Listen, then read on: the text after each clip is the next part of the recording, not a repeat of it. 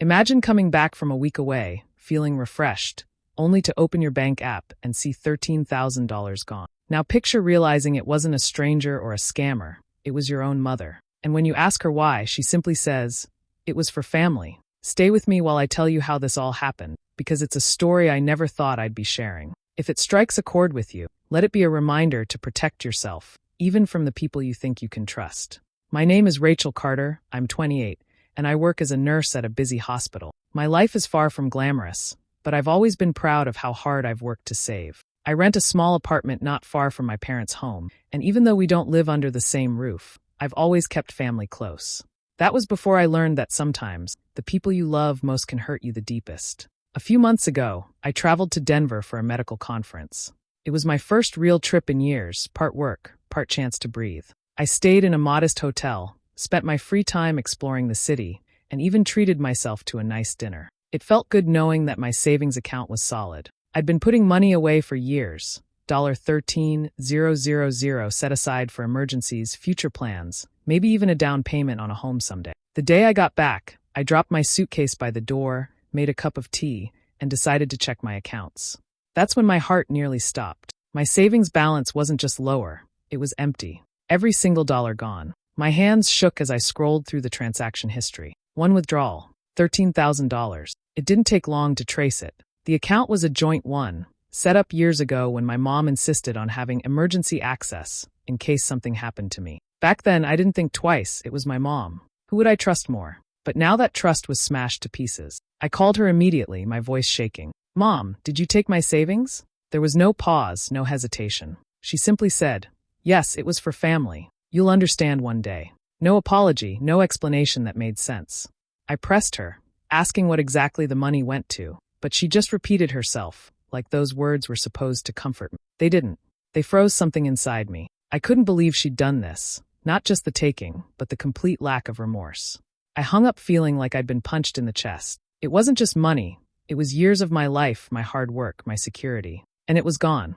What I didn't know then was that this was only the beginning. I couldn't stop replaying my mom's words in my head. It was for family. You'll understand one day. It was like she thought saying that would erase the fact that she'd emptied my savings without asking. I needed to know exactly what for family meant. When I called her again, she told me it was to help my younger brother, Kyle. She said he was finally ready to start his own landscaping business and needed a big push to get going. She spoke about it like she was doing me a favor, like my money had gone towards something I should be proud of. But I know my brother, and I know when something doesn't add up. Kyle's ambitious, but he's also careful with money. He wouldn't have taken $13,000 without at least talking to me first. So I called him. The second I asked, his voice cracked with confusion. "What are you talking about?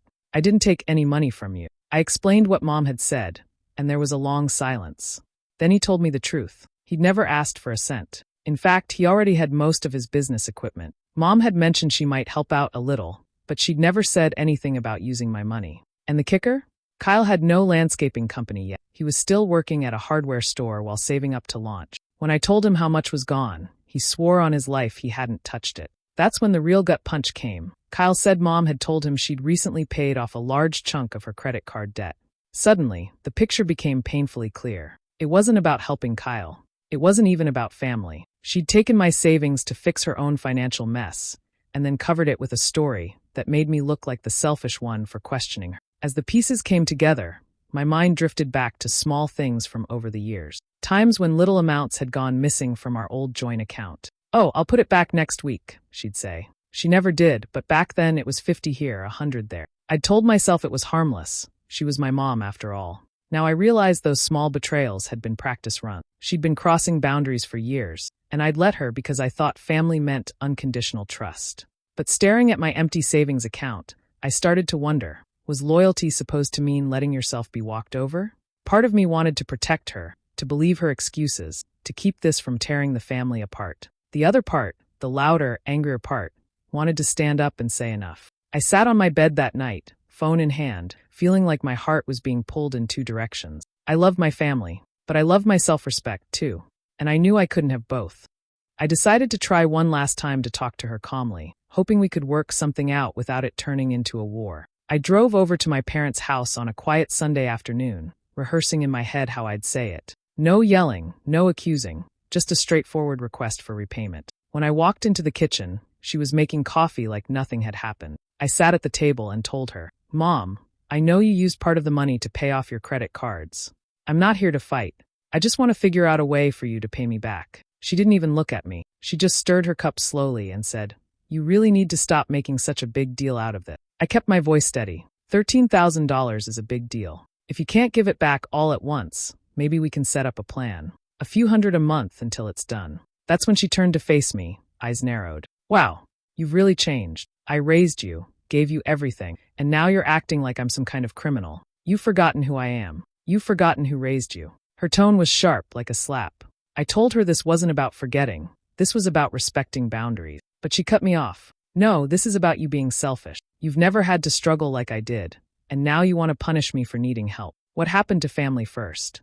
I wanted to scream that she didn't even ask for help, that she'd lied about where the money went. But before I could, my dad walked in and said dinner was ready. It turned out there was a family dinner that night, relatives I hadn't seen in months. I thought about leaving, but before I could, Mom walked into the dining room and announced in front of everyone, "Rachel's upset because I borrowed some money. She's threatening me like I'm a stranger off the street." The room went quiet, all eyes on me. I tried to explain, but she kept talking over me, making it sound like I was heartless, like I'd abandoned her when she needed me most. My cheeks burned. I could see a few relatives shaking their heads at me. Carl tried to step in, telling them the truth, but Mom shut him down too. Her voice got louder. Mine tried to match, and soon it was a shouting match in front of the whole family. She painted me as the ungrateful daughter who only cared about herself. I felt the tears building, but I refused to let her see them. I grabbed my coat, walked out without saying goodbye, and got into my car. My hands were shaking on the steering wheel.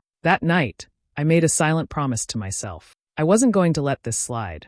Not this time. The morning after that disastrous dinner, I woke up with a knot in my stomach. I couldn't stop thinking about her face at the table, the confidence, the way she twisted the story without flinching. It made me realize something important. She could do it again. She'd probably already done it before. So I sat down at my desk with my laptop and a cup of coffee, and I started digging. I pulled up the old joint account records I'd mostly ignored over the years. It took hours, but slowly a pattern began to form. There were withdrawals I didn't recognize, $200 here, $500 there. Always just small enough not to set off alarm bells at the time. It went back years.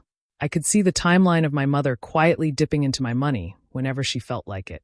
And all those times I'd shrugged it off, told myself it must have been for something important. I realized now it was just me avoiding the truth. The worst part, I remembered specific moments that matched those withdrawals. Like the time she insisted on paying for a surprise repair to her car, only for me to find out later she'd just wanted to upgrade her stereo. Or the emergency vet bill she mentioned once that, according to Kyle, was really for a spa day. By the time I was done scrolling, my stomach was in knots. The $13,000 wasn't some one-time mistake. It was just the biggest hit in a long history of taking. I decided I needed to hear it from someone else in the family. I called my dad, Mark Carter, hoping maybe he'd be as shocked as I was. He wasn't. His voice was tired as he said, "Rachel, I knew she sometimes borrowed from me. I didn't think it was this much."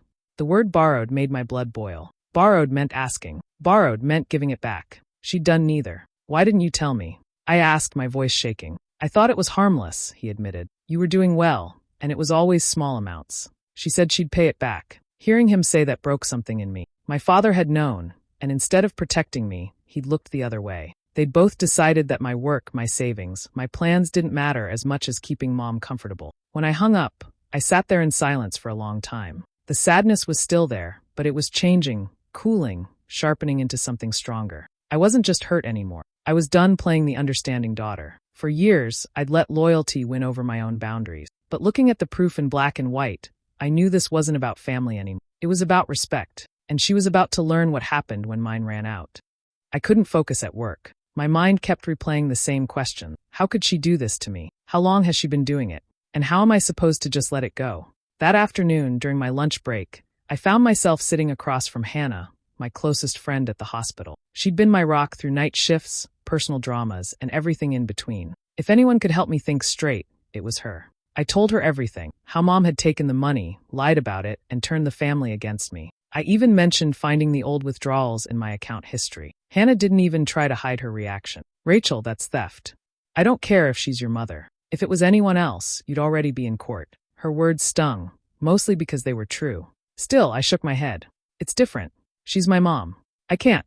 I don't know if I can actually take her to court. Okay, but what's the alternative? Hannah asked. You just lose 13 grand and pretend it's fine? You let her do this to you and maybe to other people? Where does it stop? I didn't have an answer. And that silence told me everything. By the time my shift ended, I'd made up my mind, not to sue her yet, but to at least find out what my options were. I wasn't going to do anything blindly this time. The next day, I called a local law office during my break and set up a private consultation. I didn't tell anyone, not even Kyle. Walking into that office felt strange, like I was crossing some invisible line between being the daughter and being, well, the wronged party. The lawyer, a calm woman named Stephanie, listened patiently as I laid out the facts. She asked for details, dates, account statements. When I told her my mom had direct access to the account for emergencies, she raised an eye. Even with access, if you didn't consent to the withdrawal, it's theft, she said firmly, especially since it was used for personal debt and not an actual emergency. The word theft coming from a professional somehow hit harder than when Hannah said it. It wasn't just my opinion, it was the law. Stephanie explained that I could press charges, and even if I didn't want to go that far, I could still take civil action to get the money back. When I left, my head was spinning. Part of me still felt guilty, but another part, stronger now, felt justified. That night, I started gathering everything. Old bank statements, screenshots of every suspicious withdrawal, texts from my mom where she admitted taking the money. I even began keeping a written log of every conversation with her from that point forward. I didn't know exactly how far I'd take this, but one thing was certain. If she thought I was just going to roll over, she was in for a surprise. It didn't take long for the whispers to start. I hadn't told anyone besides Hannah and the lawyer about what I was planning, but somehow, the news was already making its way through the family grapevine. It started with a text from my cousin Jenna. Is it true you're trying to get Aunt Linda arrested? Over money. The tone was clear, judgment wrapped in concern. Then came another message, this time from my Aunt Marcy. Family is more important than money, Rachel. Don't let this ruin everything. By the third guilt-ridden text in a single day, I knew exactly where this was coming from. My mother. I called Kyle that night, and he answered on the first ring. You've seen it too? He asked, sounding exhausted. Yeah, I said. She's calling everyone, isn't she? She's saying you're threatening to throw her in jail over a misunderstanding. She's leaving out the part where she stole from me. And she's making it sound like I was involved in asking for it. My jaw clenched. What? I know. I told her to stop, but she won't. She's trying to turn the whole family against you before you can tell your side. It made sense. My mom had always cared deeply about her image, how she looked to neighbors, friends, church members. She could be charming when she wanted to be, and I'd seen her bend the truth before to make herself look better. But this wasn't just bending, it was a full rewrite of the story. The thing about my mom is she's smart.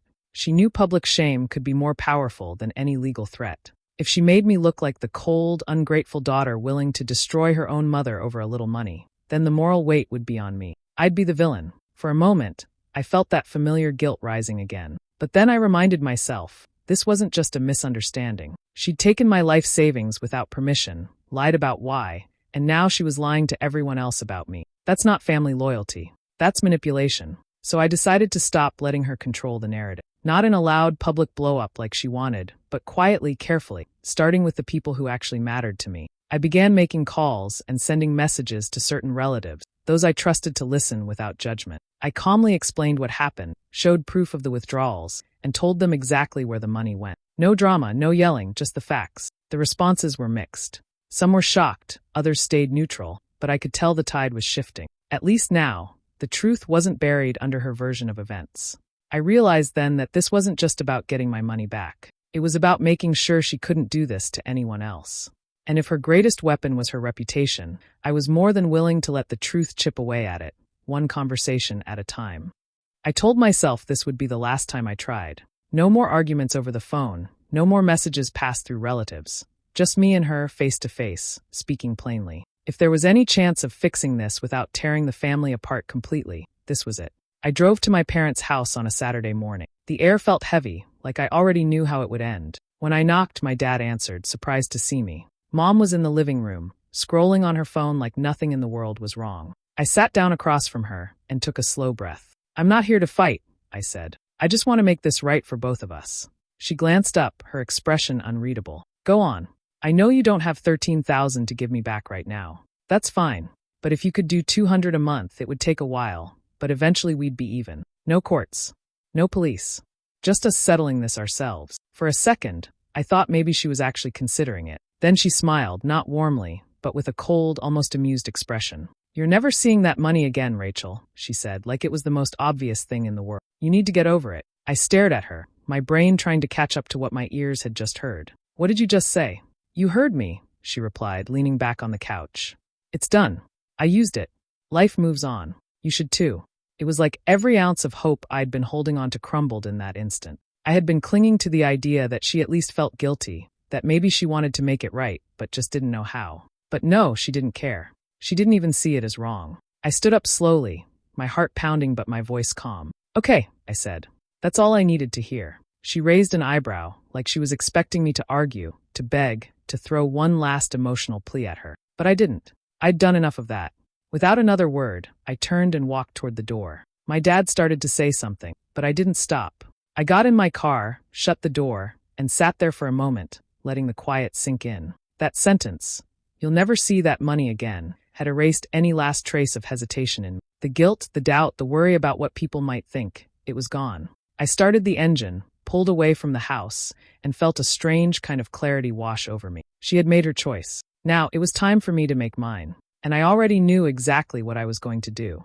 The Monday after that final conversation, I sat in the parking lot outside the police station for nearly 10 minutes, gripping the steering wheel. My stomach was tight, my hands cold. I kept thinking, this is my mom. But then I'd hear her voice in my head, "You're never seeing that money again," and the hesitation faded. Inside, the process was surprisingly straightforward. I gave the officer my ID, explained the situation, and handed over a thick folder I'd been building for weeks. Bank statements, copies of withdrawal slips, screenshots of messages, and my written timeline. He flipped through the papers, nodding. "This is theft," he said plainly, "and the amount makes it a serious matter." I walked out with a case number and the knowledge that I'd taken the first irreversible step.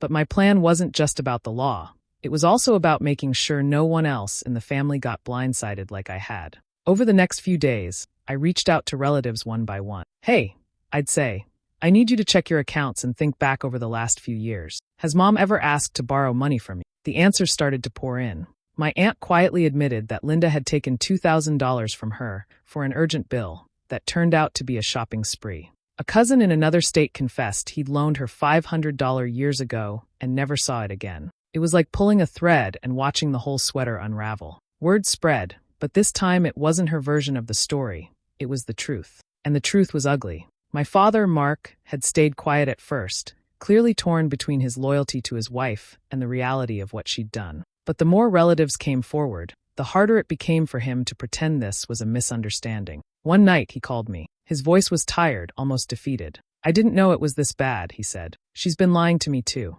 There was a pause, and then he added, "I'm filing for divorce." It hit me in a strange way. Not relief, not joy, but a deep, heavy sadness.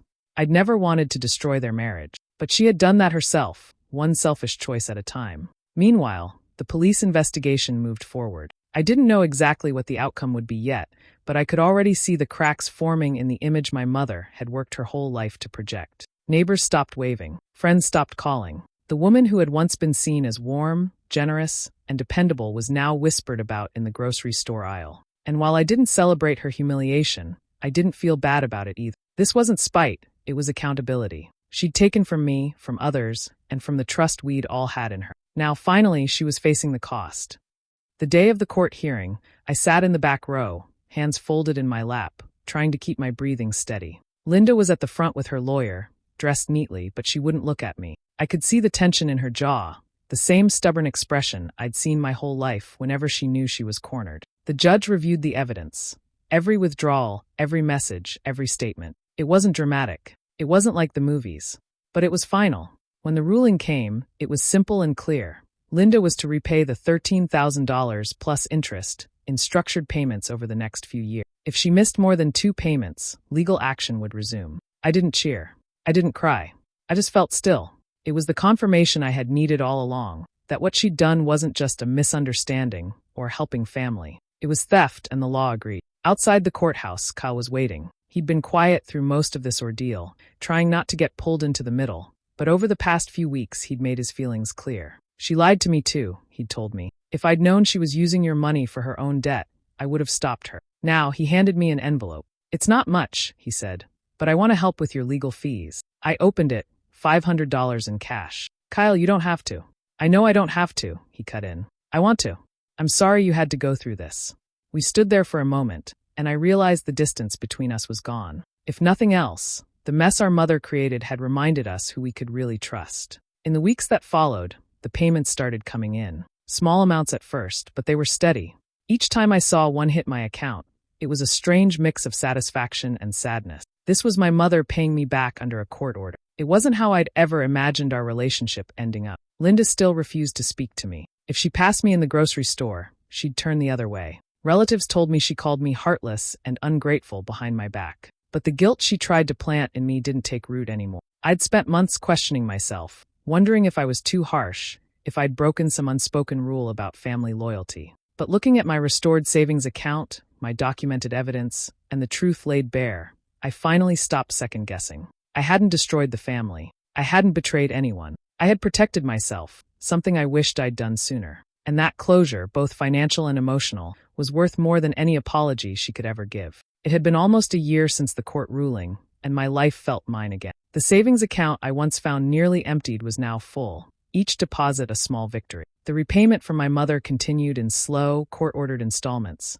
But that wasn't what rebuilt my security. It was my own work, my own discipline, my own refusal to let anyone take from me again. One Saturday morning, I sat at my kitchen table with my laptop open, searching for vacation rentals. The last time I'd taken a trip, I'd come home to betrayal. This time would be different. My accounts were locked down with new passwords, separate banks, and security measures I should have set up years ago. No one, family or not, could touch them. Scrolling through photos of quiet beach cottages and mountain cabins, I felt something I hadn't felt in months: excitement without dread. I chose a small coastal town in Oregon, a place I'd always wanted to see. It would just be me, a suitcase, and the ocean. No one to answer to, no one to explain my spending to. As I booked the trip, I thought back to all the times I'd been told that being protective of my money or my boundaries made me cold. That good daughter sacrificed without question. That family came before everything. But I'd learned the hard way that blind loyalty is dangerous. Protecting yourself doesn't make you cold, it makes you smart. It makes you someone who can stand on her own without fear of being drained, emotionally or financially. My home had changed, too. I'd redecorated slowly over the months, painting the walls in warm tones, adding little things that made the space feel peaceful, my space. Every lock had been replaced. Every drawer and cabinet was organized exactly how I wanted. That evening, after cleaning up dinner dishes, I poured myself a cup of tea and stepped outside for a breath of cool air. The street was quiet, the kind of stillness I'd grown to appreciate. I didn't need chaos anymore. I didn't need drama. When I stepped back inside, I closed the door and turned the deadbolt with a satisfying click. My hand lingered there for a second, and I smiled faintly. That lock wasn't just keeping my home safe. It was a reminder that I had taken my life back piece by piece. That no one, not even the woman who raised me, could take what was mine without a fight. The past year had been painful, but it had also been clarifying. I knew who I was now. I knew my worth. And as I stood in my quiet, safe home, planning a trip I'd take entirely on my own terms, I realized I wasn't just protecting my money. I was protecting me. So, what's your take? Was Rachel right to cut ties and protect herself, or should she have given her mother another chance? Share your thoughts below. I'd love to hear your side. And if real-life stories like this interest you, make sure to follow along and hit the bell so you're always in the loop.